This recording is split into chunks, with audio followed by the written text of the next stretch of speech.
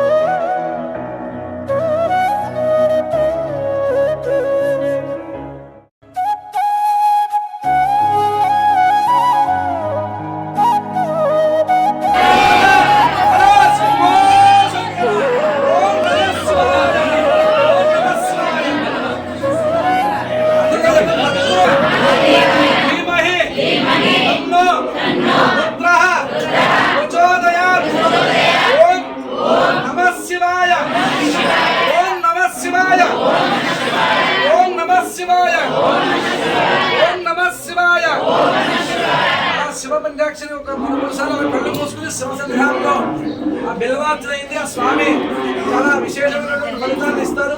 అటువంటి ప్రజన్మ ప్రతీకైనటువంటి బిల్వదలంతో అర్చించినటువంటి అదృష్టం అటువంటి స్వామి నమస్కారం చేసుకోండి. అలాగే ఈరోజు ద్వాదశి పర్వదినం. ఈ ద్వాదశి నాడు ఏకాదశి వ్రతం అంటారు. పంచ కర్మేంద్రియాలు, పంచ జ్ఞానేంద్రియాలు, మనస్సు కలిపితే 11. అందుకే ఏకాదశి ఉపవాసం చేసినట్టు ఉపవాసించడం అంటే దేవుడికి భగవద్ ఆధీనంలో దగ్గరగా ఉండడం. అంటే రేపు ద్వాదశి నాడు ఏం వండుకుని తిందామని కాకుండా ఆ ఏకాదశి నాడు ఆ మనస్సు భగవద్ దగ్గరగా ఉండడం, చింతలో ఉండడం కోసం ఏకాదశి. అటువంటి ఏకాదశి వ్రతం చేయడం వల్ల వచ్చే ఫలితం ఏంటి అంటే మనస్సు భగవద్ ఆధీనం కలిగి, మనస్సులో కలిగే ఏ సంకల్పమైనా సరే భగవద్ కంట్రోల్ అంతా కూడా ఎవరు ఉంటుంది. భగవంతుడు మనకి ఏం చేయాలి, ఏ మనస్సులో ఏ కోరిక పుట్టాలి, తద్వారా భగవద్ ఆరాధన మన జీవనం ఎలా గడపాలని భగవంతుడు మన మనస్సును కల్పిస్తూ ఉంటారు. అటువంటి ఏకాదశి ఈరోజు ద్వాదశి పర్వదినం. అంటే ఏకాదశి వ్రతం పూర్తి చేసి చక్కగా భోజనం చేయాలి.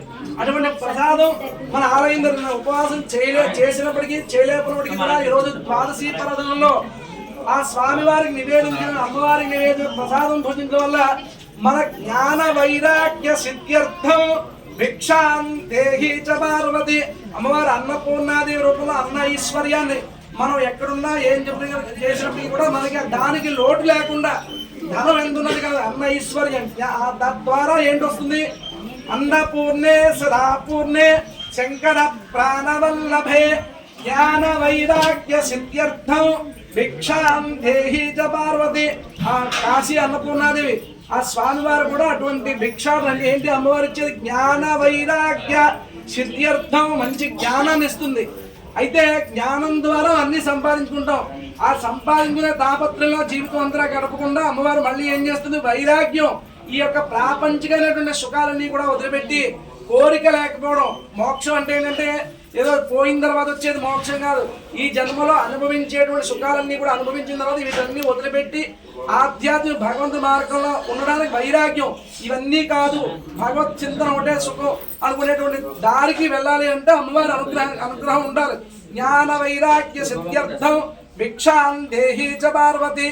మాతా చ పార్వతీ దేవి, పితా దేవో మహేశ్వరః, బాంధవాశ్చ శివభక్తానాం స్వదేశో భవనత్రయం.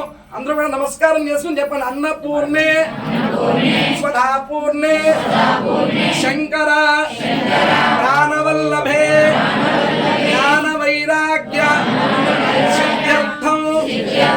యద్భిక్షాం దేహి చ పార్వతీ మాతా చ పార్వతీ దేవి పితా దేవో మహేశ్వరః బాంధవాశ్చ శివభక్తానాం స్వదేశో భువనత్రయం.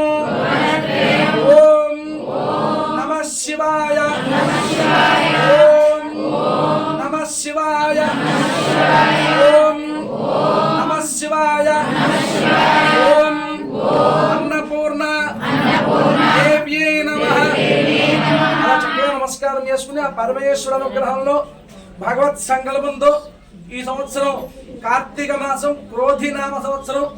ఈ సంవత్సరం అటువంటి కార్తీక మాసంలో పౌర్ణమి తర్వాత వచ్చే ద్వాదశి బుధవారం ఈరోజు అన్నప్రసాదం ఈ యొక్క ఆలయంలో ప్రధానంగా నాగలింగ శాస్త్రి గారు అంటే మా అన్నయ్య గారు మా నాన్నగారు వీళ్ళ సంకల్పంతో ఇంతమంది జనాల యొక్క సహకారంతో భక్తుల యొక్క సహకారం మన వేంపాడు గ్రామం దాని అన్ని గ్రామాలు అంటే మనం అనుకోకూడదు మన అందరి చేత కూడా ఆ భగవంతుడు చేయిస్తున్నాడు.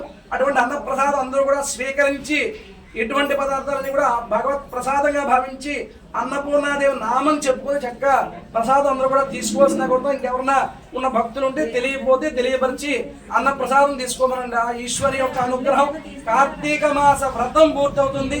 అలాగే కార్తీక దామోదరుడు అంటారు అంటే ఈశ్వరుడే కాదు శివుడు విష్ణుడే కాదు అంతా కూడా ఒకటే. శివశబ్దం విష్ణు విష్ణు